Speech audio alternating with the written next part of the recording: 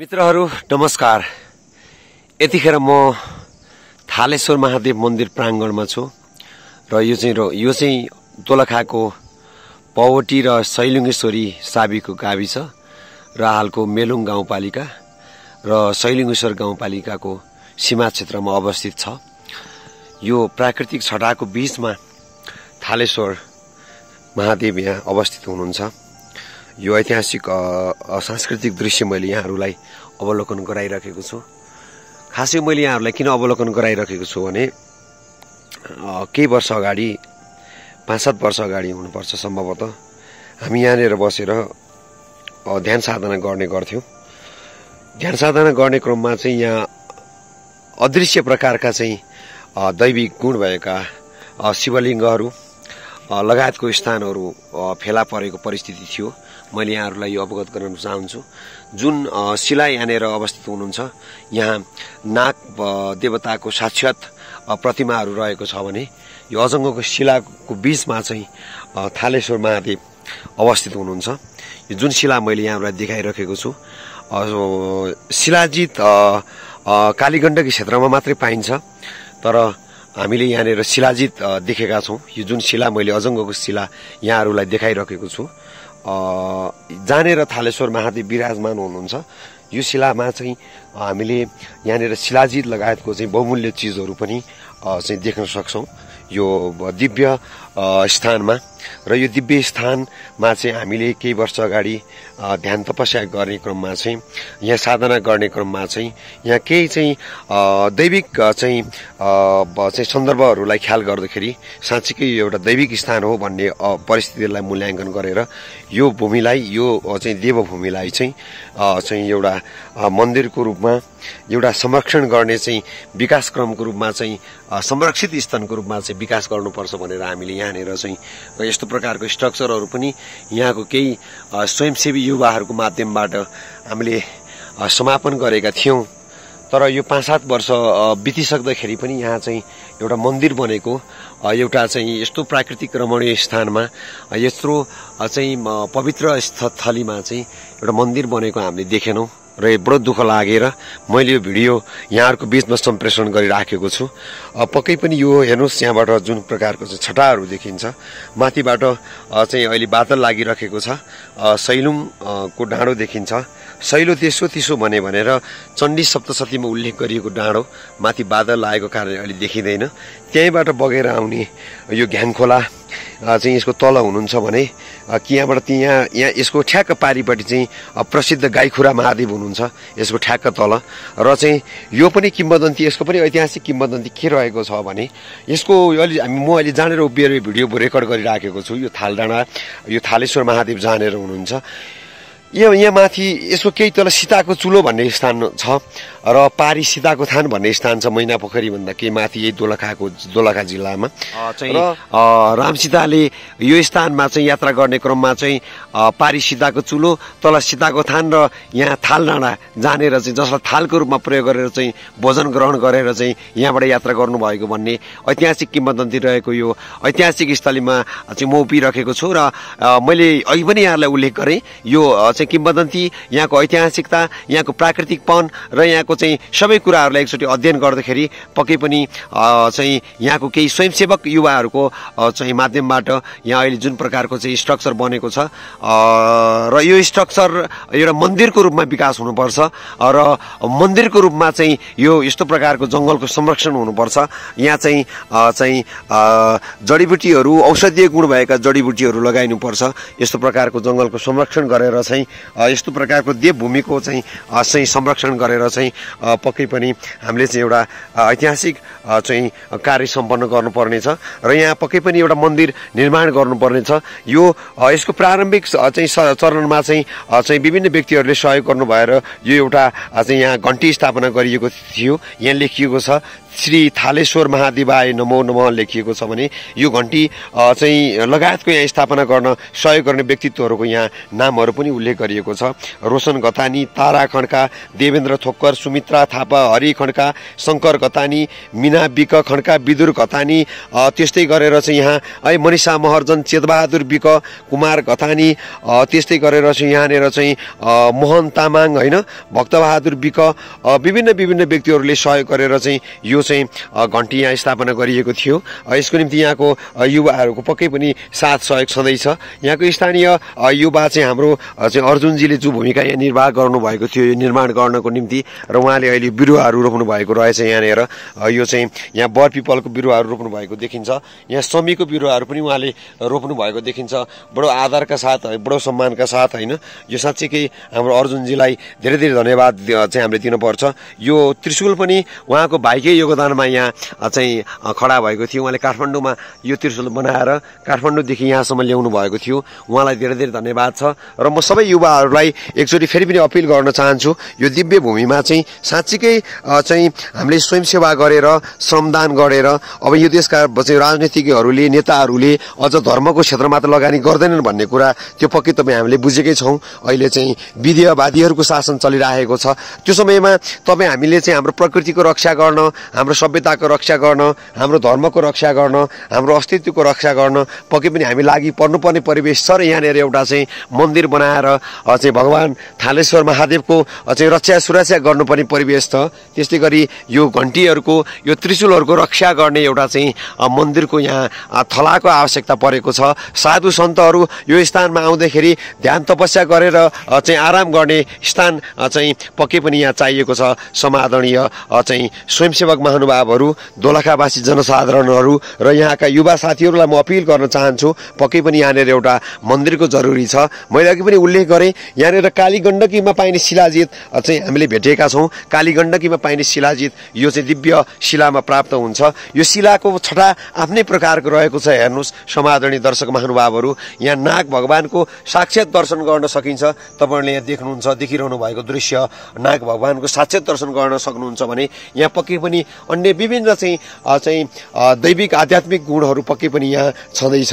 यो सांस्कृतिक चाहिँ स्थान, यो ऐतिहासिक स्थान मैले यहाँहरूलाई देखाइरहेको छु। यो हाम्रो चाहिँ यहाँ हाम्रो चाहिँ अर्जुन भाइले जुन चाहिँ परिश्रम गरेर यहाँ बरपिपलका रुखहरू रोप्नु भएको देखियो, पक्कै पनि यो साँच्चीकै राम्रो छ। बरहरू सरिरहेको छ, पिपलहरू सरिरहेको छ, यहाँ समीहरू सरिरहेको छ। समादरणीय चाहिँ भक्तजनहरू, समादरणीय दर्शक महानुभावहरू, यो दिव्य स्थानमा चाहिँ एउटा मन्दिरको, एउटा सत्तलको होइन चाहिँ थोरै यात्रा गर्नलाई बाटोहरूको र चाहिँ यो जङ्गलको चाहिँ बहुमूल्य जडीबुटीहरूको चाहिँ यहाँ वृक्षारोपण होइन, यहाँ सल्लाहको रुखहरू मात्रै धेरै देखिन्छ। यसलाई चाहिँ व्यवस्थापन गर्नुपर्ने एउटा स्थिति देखिन्छ। समादरणीय दर्शक महानुभावहरू, तपाईँले देखिरहनु भएको यो दिव्य शिला थालेश्वर महादेव हो भने यहाँ पक्कै पनि एउटा मन्दिर बनाउनु पर्ने चाहिँ अवस्था देखिन्छ। एउटा मन्दिर साँच्चीकै एउटा स्वयंसेवी भावनाको माध्यमबाट साँच्चीकै एउटा चाहिँ धर्मको, संस्कृतिको, आफ्नो इतिहासको, आफ्नो पुरातत्वको जगेर्ना गर्ने जुन सङ्कल्पका आधारमा चाहिँ यहाँ एउटा मन्दिर बनाउनु पर्ने अवस्था छ। म समस्त यहाँको चाहिँ स्वयंसेवक युवाहरूलाई, यहाँको जनसाधारणहरूलाई म सबैलाई अपिल गर्न चाहन्छु, कृपया चाहिँ यहाँनिर एउटा श्रमदानकै माध्यमबाट भए पनि घटीमा यो 2-3वटा कुराहरू जो यहाँ त्रिशूल अवस्थित छ, यहाँ घण्टी छ, यहाँ चाहिँ भगवानको स्थान छ होइन, चाहिँ साधु सन्तहरू आउँदाखेरि यहाँ ध्यान तपस्या गरेर चाहिँ उहाँहरूलाई पानी छेक्ने स्थानको जरुरी पर्दछ। मन्दिर भनेको त्यो हो होइन, त्यो चाहिँ देवालयहरू भनेको त्यो हो होइन। तीर्थयात्रीहरू आउँदाखेरि चाहिँ पानी छेक्ने स्थानको जरुरी पर्दछ र यहाँनिर यो त्रिशूलको रक्षाको यो थालेश्वर महादेवको दिव्य शिला सँगसँगै यस्तो प्रकारको दिव्य प्राकृतिक छटाहरू यहाँले देख्न सक्नुहुन्छ। माथि माथि सैलुङ रहेको छ। सैलुङबाट चाहिँ यो ग्याङ खोला बगेर आइरहनु भएको छ भने यो ग्याङ खोलाबाट चाहिँ यही ग्याङ खोलाको अलि पर हुनुहुन्छ गाईखुरा महादेव र तल ताम्रा कौशिकी तल पुगिन्छ। यस्तो प्रकारको दिव्य स्थलीको चाहिँ संरक्षण एउटा मन्दिरको अभावले यस्तो चाहिँ एउटा दिव्य स्थली अड्किरहेको छ। यहाँ भएका चाहिँ सांस्कृतिक सम्पदाहरू पनि चाहिँ ख्याले खानी, यहाँ चाहिँ रहेका त्रिशूलहरू, यहाँ रहेका घण्टीहरू ख्याले खानी, यसको संरक्षण हुन सक्ने स्थिति पनि यहाँ देखिएन। चाहिँ त्यो भएको कारणले गर्दाखेरि म सबै युवाहरूलाई आग्रह गर्न चाहन्छु एउटा श्रमदानकै माध्यमबाट भए पनि एउटा ऐतिहासिक काम गरौँ र यहाँनिर एउटा मन्दिर निर्माण गरौँ। माथि माथि विभिन्न प्रकारका चाहिँ औषधीय गुण भएका चाहिँ रुख बिरुवाहरू रोपौँ। यहाँ बर पिपलको चाहिँ बिरुवा त मैले अघि पनि उल्लेख गरेँ, हाम्रो अर्जुन भाइले रोपिरहनु भएको छ, बरहरू सरिरहेको छ, शमीको बिरुवाहरू छ यहाँनिर होइन। र खास गरेर यसलाई चाहिँ अहिले प्रारम्भिक रूपमा चाहिँ यहाँ चाहिँ यसको संरक्षण गर्न यो चाहिँ यहाँ साधु सन्तहरू आएर ध्यान साधना गर्दाखेरि चाहिँ तपाईँको चाहिँ यहाँनिर यसलाई चाहिँ उहाँहरूलाई चाहिँ बस्नको निम्ति एउटा स्थान र चाहिँ यसरी चाहिँ भगवानलाई चाहिँ एउटा चाहिँ छातामुनि राख्ने वा चाहिँ भगवानको त्रिशूललाई चाहिँ एउटा चाहिँ छातामुनि राख्ने चाहिँ जुन खालको चाहिँ प्रयासहरू को जरुरी देखिन्छ। यो अजङ्गको शिला चाहिँ थालेश्वर महादेव हुनुहुन्छ भने यहाँ चाहिँ विभिन्न प्रकारको आकृतिहरू देखिन्छ र मैले अघि पनि उल्लेख गरेँ चाहिँ कालीगण्डकीमा पाइने शिलाजित यहाँनिर चाहिँ भेटिएको छ। त्यसो भएको कारणले पक्कै पनि यो ऐतिहासिक स्थली हो, पक्कै पनि यो सांस्कृतिक स्थली हो, पक्कै पनि यो देवभूमि हो। हेर्नुहोस् यहाँबाट देखिने चाहिँ दिव्य चाहिँ सांस्कृतिक छटाहरू माथि माथि बादल लागिराखेको छ। बादलको कारणले गर्दा माथि माथिको दृश्यहरू चाहिँ सैलुङको दृश्यहरू यहाँबाट देख्न सकिन्न। सारा दृश्यहरू तल ताम्रा कौशिकीदेखि लिएर मैले अघि पनि उल्लेख गरेँ त्यहाँ तल चाहिँ गाईखुरा महादेव यहीँबाट देख्नुहुन्छ। गाईखुरा महादेवको मन्दिर ठिक्क तल हुनुहुन्छ गाईखुरा महादेव, पर यहाँबाट देखिनु भएको छ। मैले यहाँहरूलाई देखाउन चाहन्छु मेरो जुमले भ्याएसम्म चाहिँ गाईखुरा महादेव हुनुहुन्छ त्यहाँनिर होइन। अलिकति देखाउन गाह्रो भयो, तथापि ठिकै यसको पारिपट्टि गाईखुरा महादेव हुनुहुन्छ भने यस्तो प्रकारको चाहिँ छटाहरू मैले अघि उल्लेख गरेँ शिलाजितको प्रसङ्गहरू यस्तो प्रकारको चाहिँ शिलाजितहरू भएको होइन। यो यस्तो प्रकारको चाहिँ यहाँनिर शिला छ। पक्कै पनि सांस्कृतिक स्थली हो होइन, पक्कै पनि धार्मिक स्थली हो, यो देवभूमि हो, तपोभूमि हो। यसको संरक्षण संवर्धन विकास र प्रवर्धनको जरुरी छ। युवाहरू त यहाँ सारा आकृतिहरू गणेश भगवानको सारा आकृतिहरू यहाँ देख्न सकिन्छ होइन। त्यसो हुँदा यसको संरक्षणको निम्ति एउटा मन्दिरको निर्माण गर्नुपर्ने गम्भीर परिवेश यहाँका युवाहरू र जनसाधारणहरूलाई म चाहिँ हार्दिक अपिल गर्न चाहन्छु। पक्कै पनि यहाँ एउटा मन्दिर बन्नुपर्छ र चाहिँ साधु सन्तहरू आउँदा चाहिँ यहाँ उहाँहरू बस्ने स्थान बन्नुपर्छ। उहाँहरूले चाहिँ यहाँ चाहिँ ध्यान साधना गर्दाखेरि चाहिँ कुनै प्रकारको चाहिँ भय उहाँहरूले महसुस गर्नु भएन। अनि मात्रै हामीले चाहिँ देवभूमिको विकास गरेको, तपोभूमिको विकास गरेको, मठ मन्दिरको विकास गरेको अर्थ रहन सक्छ। र यो भूमिको चाहिँ पक्कै पनि एउटा मन्दिरको अभावले अहिले तडपिराखेको देखिन्छ थालेश्वर महादेवको यो प्राङ्गण। त्यसो भएको कारणले गर्दाखेरि म समग्र युवाहरूलाई आग्रह गर्न चाहन्छु यो ऐतिहासिक स्थलीको संरक्षण प्रवर्धन र विकासको निम्ति यहाँनिर मन्दिर बनाउने प्रक्रिया चाँडोभन्दा चाँडो प्रारम्भ गर्न जरुरी देखिन्छ। यो प्रक्रियालाई कसरी प्रारम्भ गर्ने पक्कै पनि सल्लाह गर्न सकिन्छ, यहाँको युवाहरूसँग सल्लाह गर्न सकिन्छ। यहाँ विभिन्न चाहिँ प्रक्रियाबाट यसको निर्माण कार्यमा चाहिँ सहभागी हुनुभएको युवाहरूसँग सल्लाह गरेर चाहिँ यहाँ चाँडोभन्दा चाँडो एउटा मन्दिर निर्माण गर्ने प्रक्रिया प्रारम्भ गर्नुपर्ने अवस्था तपाईँ हाम्रो अगाडि देखिन्छ। समादरणीय हिन्दू धर्म वैदिक सनातन धर्मावलम्बी जनसाधारणहरूलाई म आग्रह गर्न चाहन्छु, समग्र दोलखावासी जनसाधारणहरूलाई म आग्रह गर्न चाहन्छु यस्तो प्रकारको चाहिँ दिव्य स्थलीको चाहिँ संरक्षण गर्न जरुरी छ, प्रवर्धन गर्न जरुरी छ, विकास गर्न जरुरी छ। यहाँ लाग्ने मेलाहरूलाई जात्राहरूलाई चाहिँ व्यवस्थित गर्न जरुरी छ र चाहिँ यसले हाम्रो सांस्कृतिक चाहिँ माध्यमबाट चाहिँ हाम्रो गाउँ विकासको निम्ति, हाम्रो क्षेत्र विकासको निम्ति र राष्ट्र विकासको निम्ति पक्कै पनि महान योगदान पुर्याउने कुरा म तपाईँहरूलाई फेरि पनि अवगत गराउँदै चाँडोभन्दा चाँडो यो देवभूमिमा चाहिँ एउटा मन्दिरको चाहिँ निर्माणको जरुरीको निम्ति म समग्र पक्षहरूलाई हार्दिक अपिल गर्न चाहन्छु। अचम्म लाग्दो कुरा त यति छ होइन, सच्चाईको चाहिँ भजन गृहहरू बनाउन सक्ने, चर्चहरू बनाउन लगानी गर्न सक्ने हाम्रो गणतान्त्रिक व्यवस्थाको चाहिँ स्थानीयदेखि केन्द्रीय सरकारसम्मलाई चाहिँ मठ मन्दिर र यस्ता प्रकारका सांस्कृतिक संरचनाहरू निर्माण गर्नको निमित्त चाहिँ त्यति चासो रहेको देखिँदैन, त्यति ध्यान दिएको देखिँदैन। यो चाहिँ बडो दुःखदायी कुरा छ। चाहिँ एउटा हिन्दू अधिराज्यको हालत अहिले यस्तो भइराखेको छ।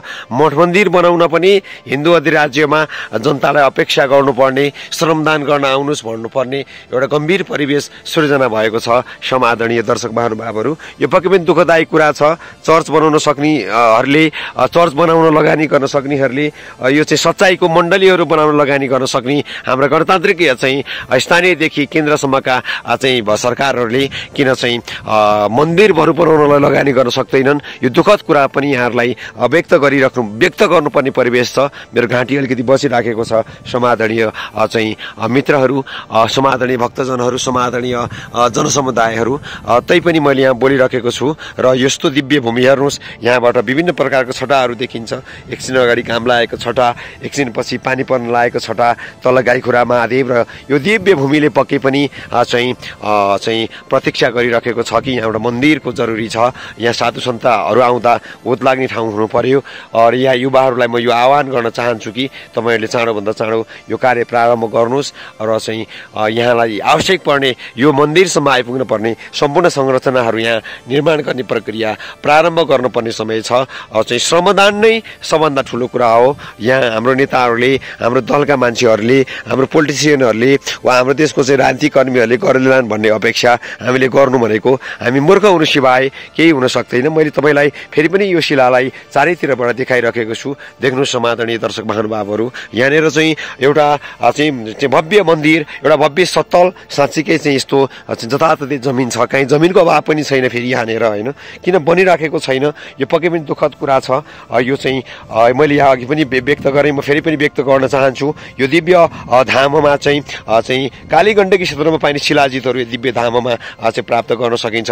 हेर्नुहोस्, एउटै शिलामा विभिन्न प्रकारको चाहिँ रूप स्वरूपहरू तपाईँले यहाँ देख्न सक्नुहुन्छ, विभिन्न आकृतिहरू तपाईँले यहाँ देख्न सक्नुहुन्छ। समादरणीय भक्तजनहरू, समादरणीय चाहिँ जनसमुदायहरू, यहाँबाट देखिने प्राकृतिक छटाहरू अझ विचित्रको छ। समादरणीय दर्शक महानुभावहरू, हेर्नुहोस् यहाँबाट देखिने प्राकृतिक छटाहरू। तल गाईखुरा महादेव हुनुहुन्छ, मैले फेरि पनि चाहिँ उल्लेख गर्न चाहेँ। तल ठ्याक्क चाहिँ गाईखुरा महादेव सम्भवतः यहाँबाट देख्नु चाहिँ पर्ने हो, तैपनि देखिनु भएको छैन। चाहिँ अलिअलि देखिनु होला, सायद त्यही मैले जुम गरेको क्षेत्रतिरै हुनुहुन्छ गाईखुरा महादेव। र मैले यहाँहरूलाई फेरि पनि उल्लेख गर्न चाहन्छु, यो दिव्य धाम चाहिँ यो दिव्य चाहिँ स्थलीले पक्कै पनि चाहिँ संरक्षण खोजिराखेको छ र यस चाहिँ एउटा मन्दिरको चाहिँ प्रतीक्षा गरिराखेको यो दिव्य स्थलीले चाहिँ मैले तपाईँहरूलाई यो भिडियो सम्प्रेषण गर्न चाहेको छु। र पक्कै पनि यहाँहरूले यो भिडियो हेरेर एउटा प्रकारको तदारुकता देखाउनु हुनेछ र यहाँनिर अर्को पटक चाहिँ पदार्पण गर्दा मन्दिर देख्न पाइनेछ भन्ने यो चाहिँ मनोकांक्षासहित म बिदा हुन चाहन्छु। हस्त, धन्यवाद। जय शिव गोरक्ष, थालेश्वर महादेव की जय जय जय होस्।